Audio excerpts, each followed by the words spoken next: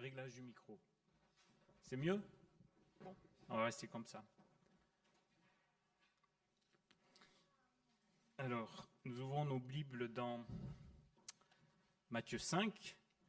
Nous analysons, comme vous le savez, quelques-unes des paroles chocs ou énigmatiques de Jésus dans les évangiles. Et nous dirons que puisque c'est Jésus qui les a prononcées, il faut que nous soyons assurés que même si ces paroles nous écorchent, nous dérangent, elles ne visent que notre bien. Elles ne sont pas là pour nous nuire. Pour ma part, donc, j'en ai choisi une dans le discours que Jésus fait au chapitre 5 de l'évangile de Matthieu. Dans ce chapitre, vous savez, Jésus développe au début les béatitudes qui sont bien connues. Ensuite, il va dire ce qu'il entend par ce que c'est qu'accomplir la loi. Et dans les versets 21 à 48, il va prendre comme exemple 6 commandements de la loi et il va donc les introduire par la même formule, tous les 6. Vous avez entendu qu'il a été dit, mais moi je vous dis. Et le Seigneur va montrer que la faute commise, donc qui est attachée à cette loi, ne s'arrête pas à l'acte envers l'autre, mais implique aussi l'être intérieur, le cœur. Et tour à tour, il va aborder le meurtre, l'adultère, le divorce, le serment, la loi du talion, l'amour du prochain. Pour ce qui me concerne, j'ai choisi le deuxième exemple, donc versets 27-30 du chapitre 5, que nous lirons dans la version seconde. Et donc ça correspond au 7e commandement de l'Exode sur l'adultère. Verset 27, vous avez appris qu'il a été dit, tu ne commettras point d'adultère. Mais moi je vous dis que quiconque regarde une femme pour la convoiter a déjà commis un adultère avec elle dans son cœur. Si ton œil droit est pour toi une occasion de chute, arrache-le et jette-le loin de toi. Il est avantageux pour toi qu'un seul de tes membres périsse et que ton corps entier ne soit pas jeté dans la géhenne. Si ta main droite est pour toi une occasion de chute, coupe-la, jette-la loin de toi. Il est avantageux pour toi qu'un seul de tes membres périsse et que ton corps entier n'aille pas dans la géhenne. Vous aurez donc facilement repéré la parole choc que j'ai choisie, qui est une opération chirurgicale qui n'est pas sans douleur. C'est un passage qui surprend, qui moi me surprend toujours quand je le lis, même si nous comprenons ce que veut dire Jésus, généralement on ne s'attarde pas trop sur ce texte, et ce n'est pas ce texte qu'on choisirait pour une méditation priante, tout seul ou en groupe. Cependant, il vaut la peine quand même de s'y arrêter pour au moins 2 raisons. La première est que la portée de ces versets, versets 29 et 30, ne se limite pas qu'à l'adultère, mais à tout ce qui affecte le prochain. En effet, pour Jésus, c'est tellement important ce qu'il vient de dire qu'il en a fait un dicton. Il le répète une 2e fois, pratiquement mot, pour être sûr qu'on le prenne bien au sérieux, au chapitre 18 du même évangile dans Matthieu, versets 8 à 9. Donc je lis verset 7. « Malheur au monde » chapitre 18, verset 7, « à cause des scandales, car il est nécessaire qu'il arrive des scandales, mais malheur à l'homme par qui le scandale arrive. Si ta main ou ton pied est pour toi une occasion de chute, coupe-les et jette-les loin de toi.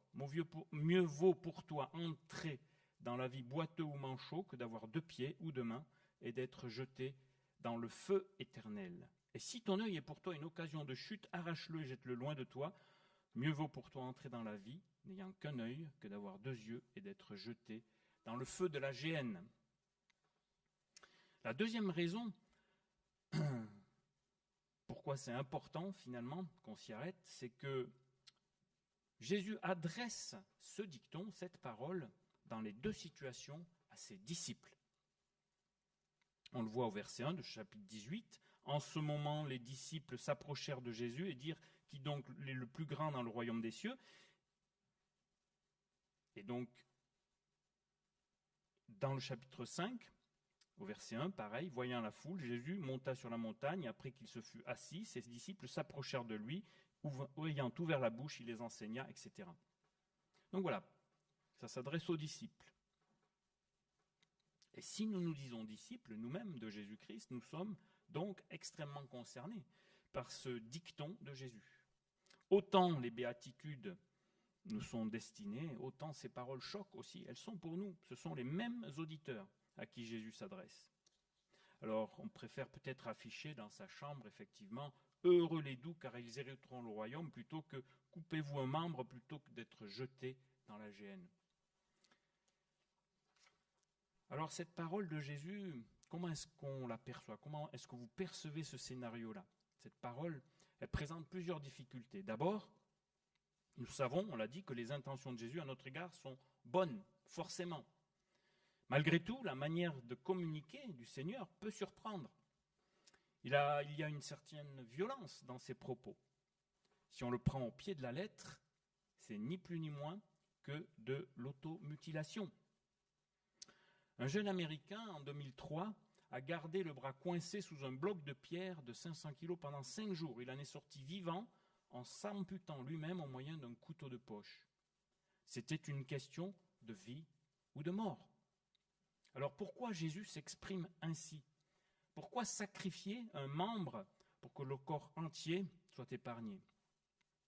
Parce que, en second lieu, Jésus aurait pu s'arrêter à l'œil dans ce que nous avons lu, qui est la porte de la convoitise, dans l'exemple de l'adultère. Mais il inclut aussi la main, ici. Et puis, en Matthieu 18, il va inclure le pied. Pourquoi Jésus étend-il ainsi le péché à plusieurs des membres du corps? Parce que la corruption est totale. Le péché nous atteint totalement et indistinctement dans toutes les parties de notre être, corps et cœur y compris. Une autre difficulté, c'est que dans l'Ancien Testament, le péché d'adultère était puni par la mise à mort de l'homme et de la femme. Dans le Lévitique 20, on voit ça. Et nous savons que dans l'évangile de Jean, vous vous rappelez cet épisode de la femme surprise en adultère, Jean chapitre 8, les spécialistes de la loi et les pharisiens disent que Moïse a ordonné de lapider de telles femmes. Eux, ils ont carrément évacué l'homme. Et ici, Jésus souligne la responsabilité. Ici, Jésus souligne que seul l'homme est inquiété, en fait. Il souligne que c'est sa responsabilité. La femme, qu'elle ait été aguicheuse ou pas, eh bien, elle n'est pas inquiétée ici. Pourquoi ce rééquilibrage? Parce que mon péché n'est pas à cause des autres. Je suis responsable de mes actes à 100% et de mes pensées. Une quatrième difficulté, et ce n'est pas la moindre, dans ces versets 29 et 30, c'est qu'il y a cette finalité finalement qui est peu reluisante de finir dans ce que le Seigneur appelle la géhenne. Ça ajoute un poids supplémentaire dans la brutalité du propos.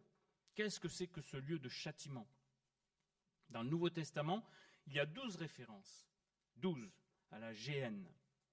À l'exception de Jacques, chapitre 3, toutes se trouvent dans les 3 évangiles, Matthieu, Marc et Luc. Et 7 sont dans Matthieu. Matthieu en parle le plus. Et sur les 7 fois où Matthieu en parle, 5 fois, ça s'adresse aux disciples. Et 2 fois aux spécialistes de la foi et de la loi et aux pharisiens. Et pourquoi donc, dans 70% des cas, Jésus adresse ça à ses disciples? Parce que c'est primordial pour les disciples d'être au clair sur la question du sort des pécheurs et surtout sur les conséquences du péché et de leur péché. Tous les textes décrivent la géhenne comme le lieu où les pécheurs seront punis. Le corps y est jeté. Un tel jugement n'est possible que si la résurrection corporelle a eu lieu. Jésus fait donc référence à la fin des temps, à chaque fois qu'il parle de la géhenne. Géhenne, c'est un mot qui vient du nom de Gué-Hinnom dans l'Ancien Testament, la vallée de Hinnom, proche de Jérusalem, l'endroit où ont été incinérées probablement les ordures de la ville. Et pour un juif du temps de Jésus, la signification était évidente. la terrible réputation de la géhenne était issue de l'Ancien Testament. C'est là qu'avant le règne de Josias, on brûlait des enfants en l'honneur du dieu Moloch, dans 2 Rois 23. Et les prophètes Ésaïe et Jérémie, en parlant de ce lieu, en ont fait le lieu où s'accomplit le jugement des infidèles de Jérusalem. C'est un lieu que l'on trouve aussi cité tel quel, le mot géhenne, par les écrivains juifs hors de la Bible, dans les écrits dits intertestamentaires, c'est-à-dire entre la fin de la rédaction de l'Ancien Testament, les livres canoniques, et le Nouveau Testament. On trouve ce mot, la géhenne, y est citée comme le lieu du jugement et du supplice des damnés par le feu. Jésus reprend cette terminologie connue des disciples et de tout juif de son époque. Le corps jeté dans la géhenne, c'est celui du pécheur non repenti après sa résurrection. C'est une image forte. C'est un sujet grave. L'évocation de ce jugement dernier nous incite à réaliser déjà que le temps qui nous est accordé sur terre est éphémère, puisqu'il y a un jugement, et qu'au bout, donc, il y a le jugement, même pour moi, qui me dit chrétien. Et Paul l'a rappelé aux chrétiens de Corinthe, en 2 Corinthiens chapitre 5, verset 1, il dit « Nous savons en effet que si cette tente où nous habitons sur la terre est détruite, nous avons dans le ciel un édifice qui est l'ouvrage de Dieu, une demeure éternelle qui n'a pas été faite de main d'homme. » Et au verset 9, il dit « C'est pour cela aussi que nous nous efforçons de lui être agréable, soit que nous demeurions dans ce corps, soit que nous le quittions, car il nous faut tous comparaître devant le tribunal de Christ, afin que chacun reçoive selon le bien ou le mal qu'il aura fait, étant dans son corps. » Alors quoi ? Jésus voudrait-il nous éduquer par la peur ? La coupure d'une main ou d'un pied ou l'arrachage d'un œil ne sont même pas prescrits dans la loi de Moïse, dans l'Ancien Testament. La mutilation n'apparaît qu'une seule fois, dans un cas exceptionnel, en Deutéronome 25, pour ceux qui voudront y aller voir. Et la loi du talion, qui est plus développée dans le Lévitique, chapitre 24, sanctionnait des mutilations infligées volontairement à autrui. Alors nous sommes tous d'accord que ces deux versets, ces commandements de Jésus concernant la mutilation du corps ne peuvent pas être pris forcément au pied de la lettre. Notre corps est l'œuvre du Créateur et nous sommes appelés à en prendre soin. Ce n'est pas la main ou le pied qui pêche. D'ailleurs, dans ce texte, pourquoi n'est-il question que de l'œil droit et pas le gauche ? On convoite avec les deux yeux. La main droite, pareil, et pas la gauche. Il y a quelque chose d'assez volontairement saugrenu qui interpelle dans ce verset. Le péché a sa source ailleurs, forcément. Pour Jésus, il le dit, le péché ne se voit pas que dans les actes, mais dans les pensées, dans le cœur. Alors s'il n'est pas question de s'auto-mutiler, ce commandement, vers versets 29-30, communique que ce que nous devons faire, l'action qui est à prendre, est dans le domaine, un autre domaine, le domaine du cœur, à cet endroit, au même endroit où réside la convoitise dont Jésus a parlé. S'il y a quelque chose dans la vie du chrétien qui distrait du royaume de Dieu, c'est là que ça se situe. Et c'est de là qu'il faudra l'enlever. Un autre point, c'est que ce n'est pas finalement la gravité de l'acte que souligne la loi qui détermine la fin. C'est le péché non traité qui conduit à la géhenne. Il n'y a pas, par exemple, de discrimination dans la punition. Nous avons lu donc au sujet du 7e commandement, l'adultère, et juste avant, donc le premier exemple qu'a pris Jésus, c'est au sujet du meurtre. Et Jésus ne fait pas de discrimination. Dans l'Ancien Testament, la loi punissait de mort la violation du 6e commandement, celui qui tue est tué, et le 7e commandement aussi. Les adultères, l'homme et la femme, sont punis de mort. Et ici, Jésus dit que le sort de ceux qui se mettent en colère contre un frère, par comparaison à tuer, ou qui convoitent dans leur cœur, par comparaison à l'adultère, seront jugés après la résurrection et finiront dans la géhenne. C'est ce que dit Jésus.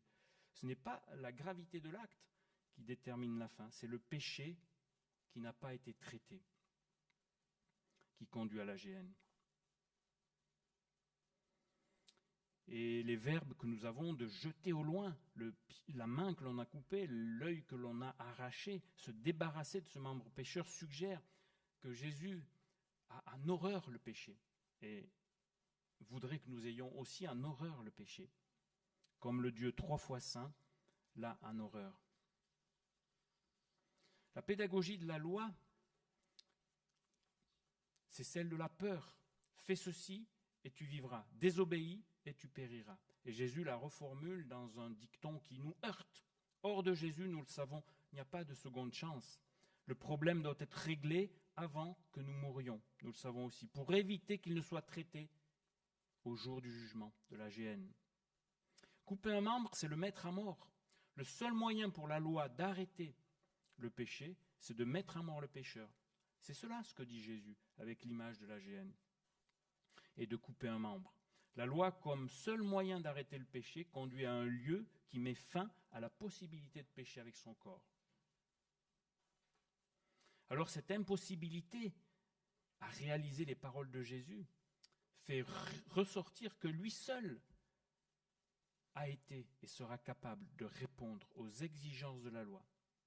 Et si nous avons notre part à jouer, la sienne est essentielle. C'est lui le Sauveur qui a accompli, il le dit juste avant, heureusement, il a accompli toute la loi. Je suis venu pour accomplir la loi, dit-il au début du chapitre 5.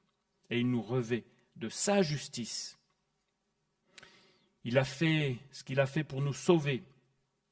Nous n'avons pas besoin de lui offrir nos bonnes œuvres, encore moins de nous auto-mutiler. Alors, comment mettre finalement en pratique cette parole ? Eh bien, je citerai 2 auteurs, des frères aînés qui appliquent ce texte de manière toute pratique. John Stott, d'abord, a dit que Jésus préconisait une autocensure volontaire et impitoyable, la mortification plutôt que la mutilation.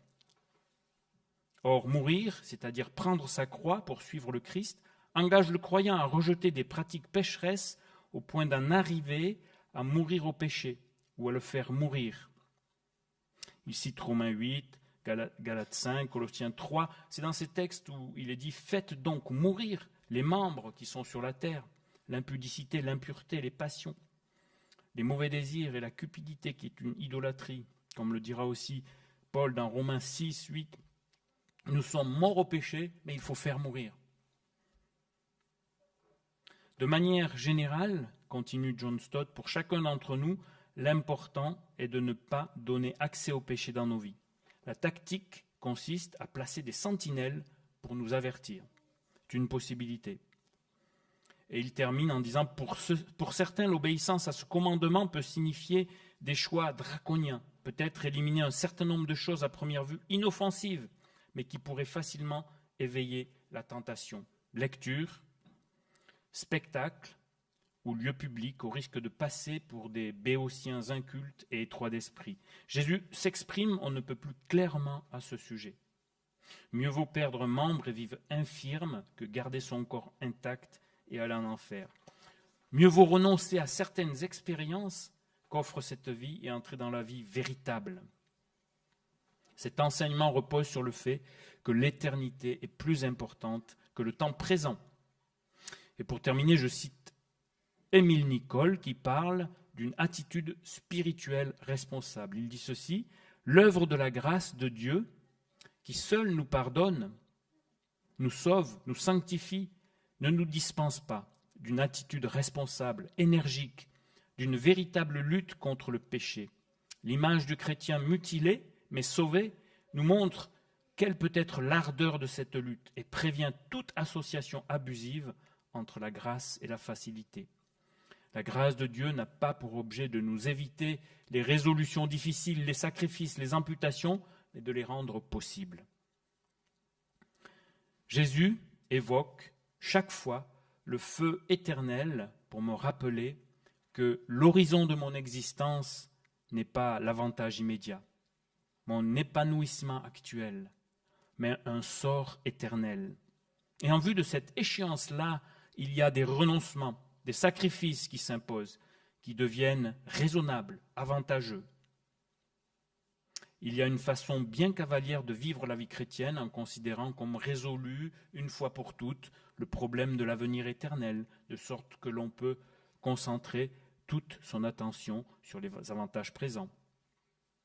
Alors, prenons quelques instants pour terminer, 1 minute ou 2, pour réfléchir en silence et se laisser peut-être interpeller par le Saint-Esprit. Peut-être qu'il veut que nous séparions de quelque chose qui est mal ou pas dans notre vie, ou quelque chose qui est complètement légitime, mais qui nous prive de plus de joie, de liberté, de communion et de paix avec le Seigneur. Voilà. Faisons silence 1 ou 2 minutes et Letty reprendra la suite.